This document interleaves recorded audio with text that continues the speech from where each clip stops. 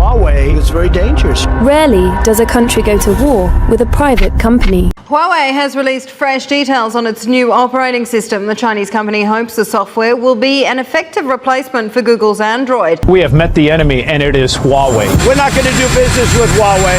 Huawei represents a national security risk. Imagine waking up tomorrow and discovering that two of the biggest technology platforms on Earth have suddenly closed their doors to your company. No Google services, no Windows ecosystem, no easy access to the software that powers billions of devices around the world. For most companies, that would be the end. But one company did something almost impossible. Instead of giving up, it spent years building its own technology empire from the ground up. A new operating system, a new software ecosystem, a completely different path. That company is Huawei. And the most surprising part, the system that was created to survive without Android is now moving into the exact territory where Microsoft has dominated for nearly 4 decades. The personal computer. If Huawei succeeds, the next major technology battle may not happen on smartphones. It may happen on your laptop. In 2019, Huawei was one of the fastest growing technology companies in the world. Its smartphones were competing directly with Apple and Samsung. Its network equipment powered communication systems across many countries, and its ambitions reached far beyond phones. But then everything changed. In May 2019, the United States government placed Huawei on the Entity List.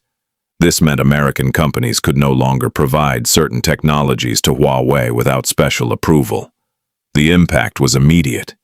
Google had to remove Huawei's access to Google mobile services, and that was a massive problem, because Android itself was not the issue. The problem was everything built around it. The Play Store, Google Maps, Gmail, millions of apps people depend on every day. Huawei phones could still technically run Android. But outside China, they suddenly felt incomplete. Customers noticed, sales dropped, and Huawei's global smartphone business suffered a major hit. But the problem did not stop with phones. Huawei also faced increasing uncertainty around laptop technology. Modern Windows computers depend heavily on components and software partnerships from companies around the world.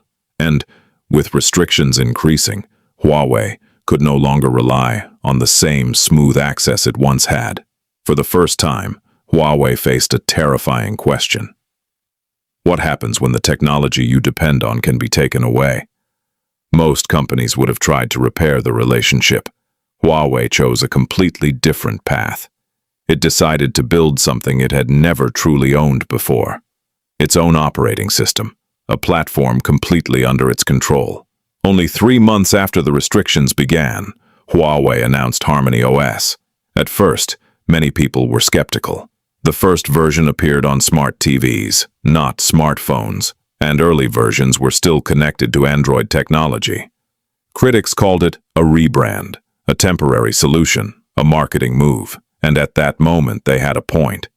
But what most people did not understand was that Huawei was not trying to win in 2019. It was preparing for the future.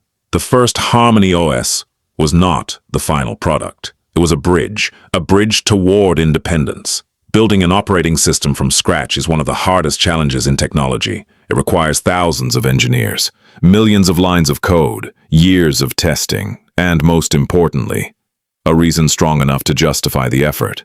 Huawei spent years rebuilding its software foundation, slowly reducing dependence on Android, creating its own architecture, developing its own ecosystem. Then, in 2024, Huawei introduced Harmony OS Next. This was the version that changed the conversation. Unlike previous versions, Harmony OS Next removed Android compatibility completely. No Android foundation underneath, no hidden dependency, a fully independent operating system designed to run across multiple devices, phones, tablets, smartwatches, cars, smart home devices, and, eventually, computers. The idea was similar to what Apple achieved with its ecosystem. One connected environment where devices communicate smoothly. But Huawei's goal was even bigger, to build an entire technology ecosystem controlled by one company. However, independence comes with a price. When Huawei moved away from Android compatibility, it created one enormous challenge. Apps. Operating systems are only valuable because of the software available on them. Windows became powerful because millions of programs were created for Windows. Android became successful because developers build apps for Android. Huawei now needs developers to create native Harmony OS versions, and that is a massive challenge. But Huawei believes the alternative is worse, because depending forever on another company's ecosystem means always being vulnerable.